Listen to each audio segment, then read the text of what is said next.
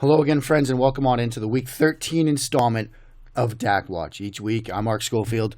For the fine folks at Blogging the Boys, we'll work through the play from Dallas Cowboys quarterback Dak Prescott. Prescott and the boys go on the road Thursday night, get a win down in the Bayou 27-17 over the New Orleans Saints. In that game, Prescott 26 of 40 for 238, one touchdown, one interception. I've got 12 plays queued up. We work through them chronological order. We're going to talk about stuff that worked, stuff that didn't work, good reads, good throws, missed opportunities, mechanics, all sorts of fun stuff. Let's dive right in. Again, we work through these in order. We're starting midway through the first quarter. You'll have smash concept to this side of the field.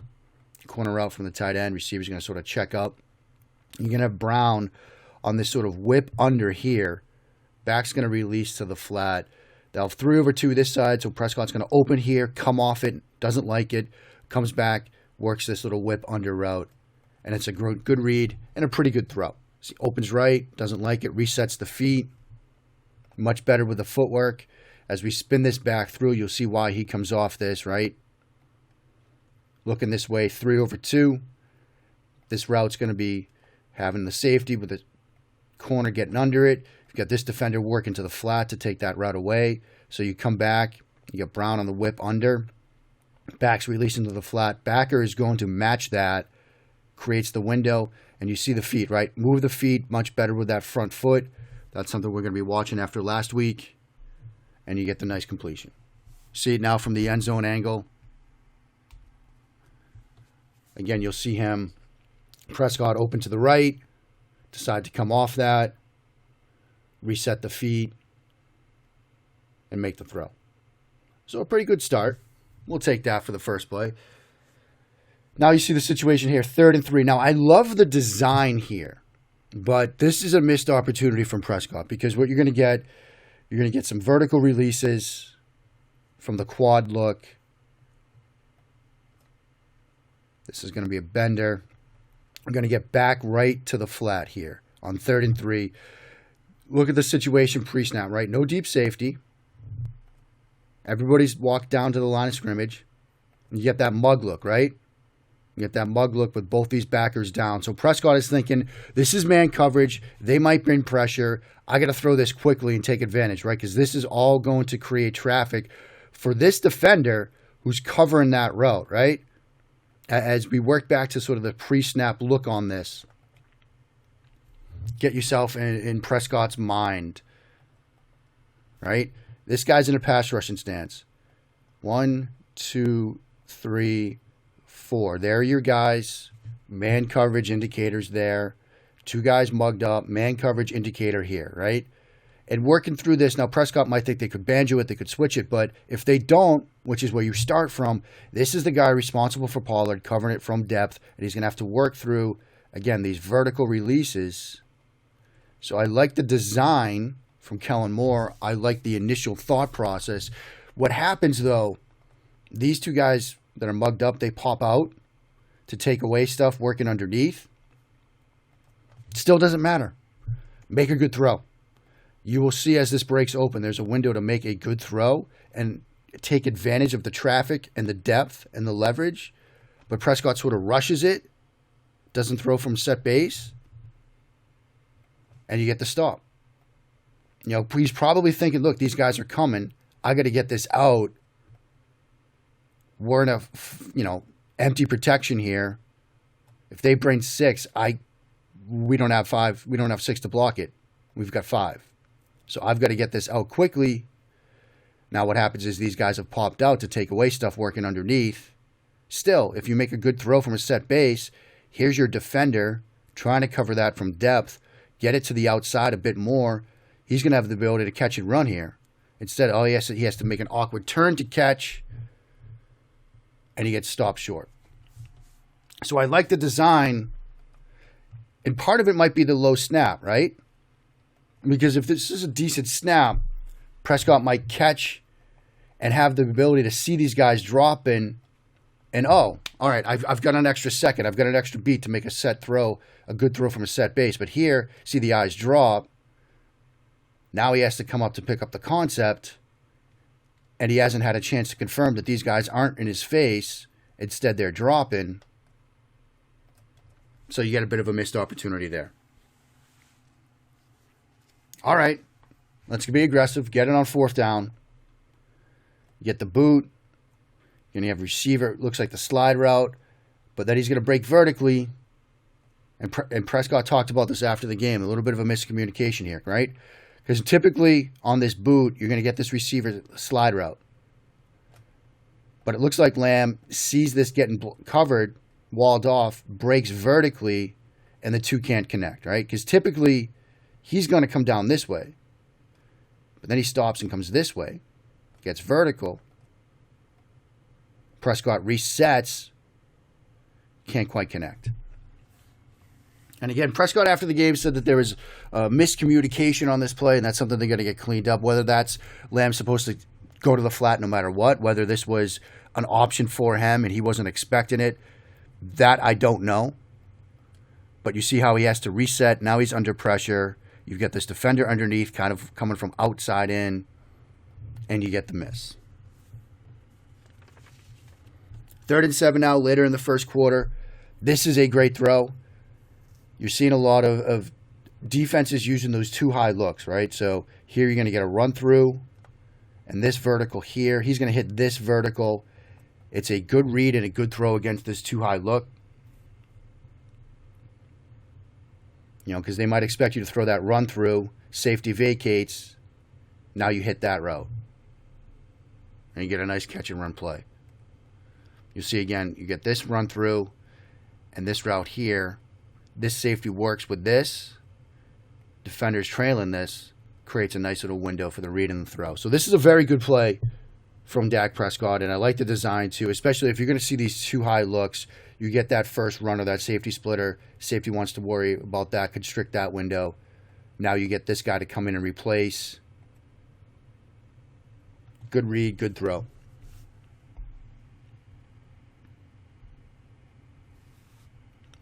See it now from the end zone angle. Prescott doing a good job sorting things out pre-snap. Brings the back in to help in protection because you've got walked up defenders here in this 3rd and 7 play. Hit, hitch, and throw. Good job. And, you know, again, that front foot, right? We talked about this a lot after the Raiders game. You get a pretty good look at it here. A little bit open. Not too bad. Takes the hit, but puts this on the money. Really good play from Prescott. Really good design against these too high looks that defenses are using. Now you get 1st and goal at the 1. Red zone fade. Great throw. Even better catch. I'm typically not a red zone fade fan, but left hash to right spot. I can see why you do that on 1st and goal from the 1. You got a lot of real estate to work with. Good route. Great extension.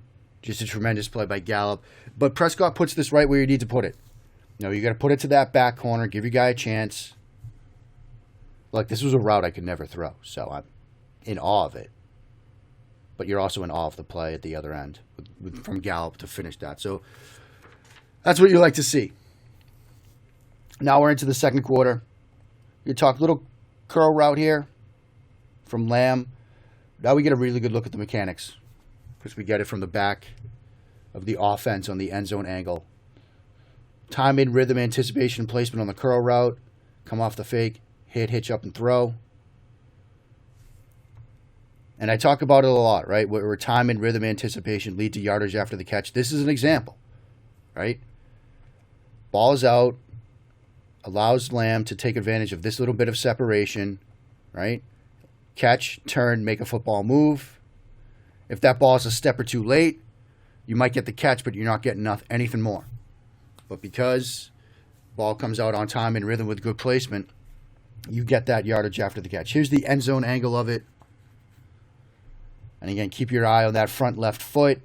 The sky cam will not be in view. See, much better, right? Closed at the foot strike.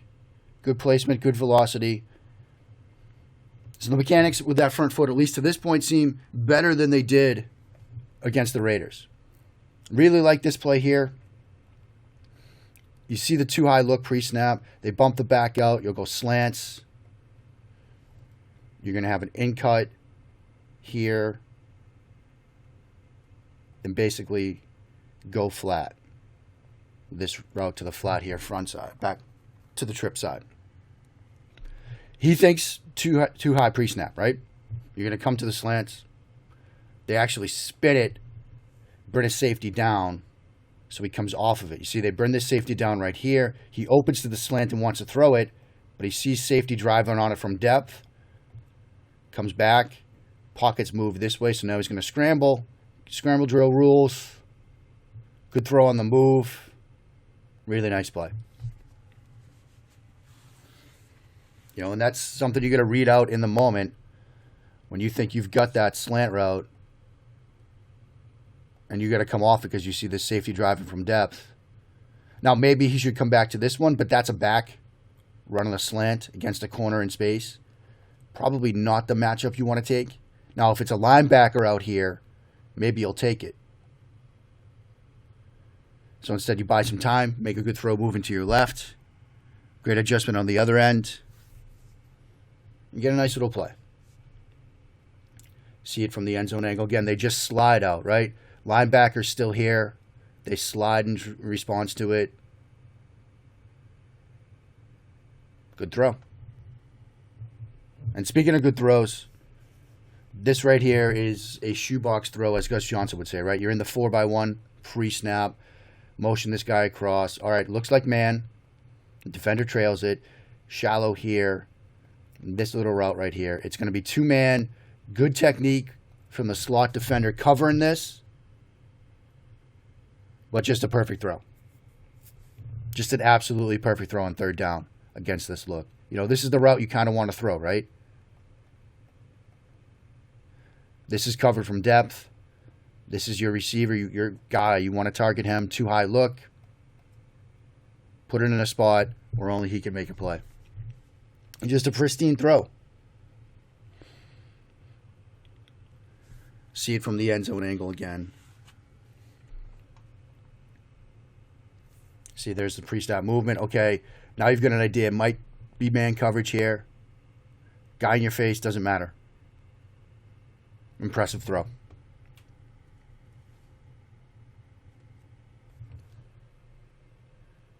Now we're just going to get a little sail route here to the tight end. And it's another good look at the mechanics, right? Hit, hitch, and throw. Foot strike still pretty good. We're not seeing that front foot, that left foot open up a ton like we did last week. Good timing, good rhythm, pretty good placement on it.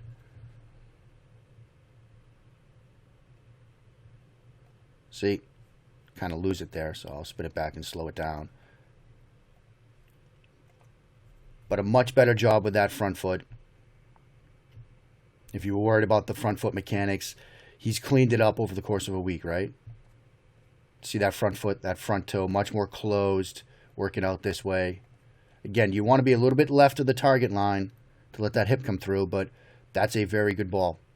Mechanics seem much better with that front foot than they did a week ago. Now we're getting into the fourth quarter. We're spinning this one ahead. He's going to open here. Wants this vert. Can't throw it. It's closed. Defender gets a good jam on it, so you have to reset quickly. And you're going to have this route right here to throw. And he makes a really good throw. So he wants that. Can't. You're in your own end zone. Got to make a quick decision. And you make a good one. You see right at the snap, he opens his eyes to the right. This is what he wants to throw, right? Take that whole shot. Too high look here. Again, two safeties. You're going to have to deal with this a lot now, offenses. Teams are using it, daring you to run. But this defender gets a good jam, and you're in your own end zone. So the clock is ticking, so you got to reset quickly. That's what he does. And you need velocity on this, right? If you're going to throw this, if you're late with it, or if you don't have the velocity on it, this guy now becomes a problem. And so the velocity on this play is critical. And I think the placement on this is critical too, right?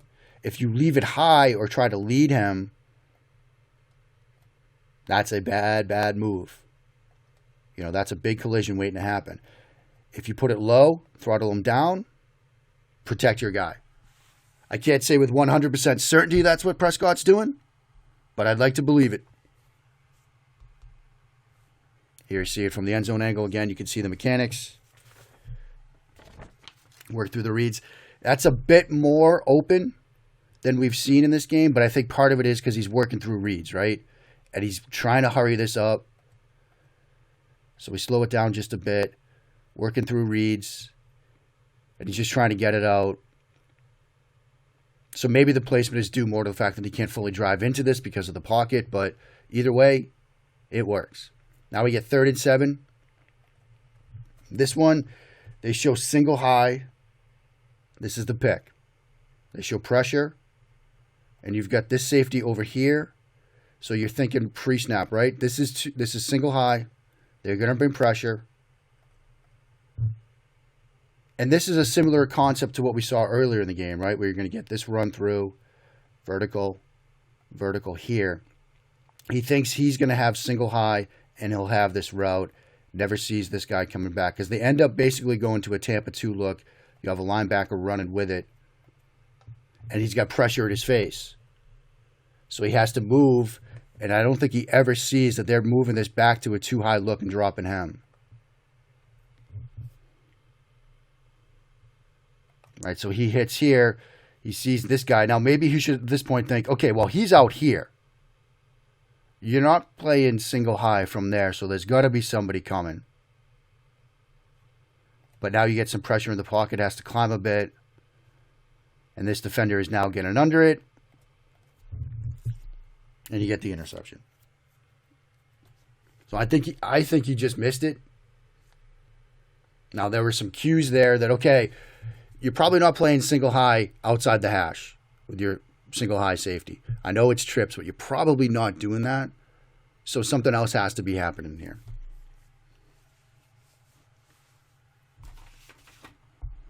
Now you get the end zone angle look of it. You'll see the feet are pretty good on it.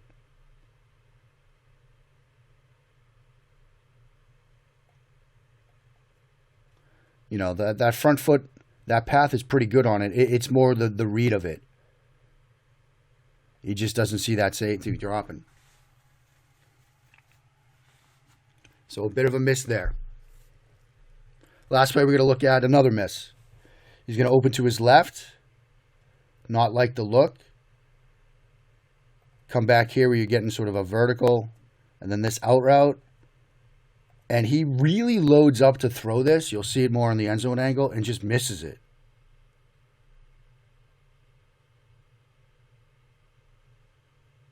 You know, he really looks like he's loading up to make this throw. There's a sort of a double clutch to it as well. And it's just in no man's land. And so I don't know if, you know, there's been some speculation that that right calf is still bothering him. Maybe this is an indication that at this point in the game it was. Because you'll see him really load up on this. Sort of double clutch it as well. And it's like he's trying to put everything he's got into making this throw. And it's just off the mark. So there you go. 12 plays from Dak Prescott against the New Orleans Saints. Look, he did some good things in this game. There were some missed opportunities, some missed reads. I think mechanically that part seems to be cleaned up. That last throw right there, it does seem like he was really loaded up to make that throw and he misses it. So that's something I'll be watching. You know, is the right calf fully back or not? Or is this something he's going to have to sort of work through the rest of the way? But the simple fact is, friends, Dallas got to win. You know, sometimes you win ugly. But they have a favorable schedule down the stretch here. Hopefully they can take the extra few days here, get everybody healed up for the stretch run. And we see more of the good stuff from Dak and Kellen Moore and the rest of the Cowboys offense the rest of the way. Now we'll do it for this week's installment of Dak Watch. Thanks so much for following along. You can check out all the videos over at Blogging the Boys. And until next time, friends, be well.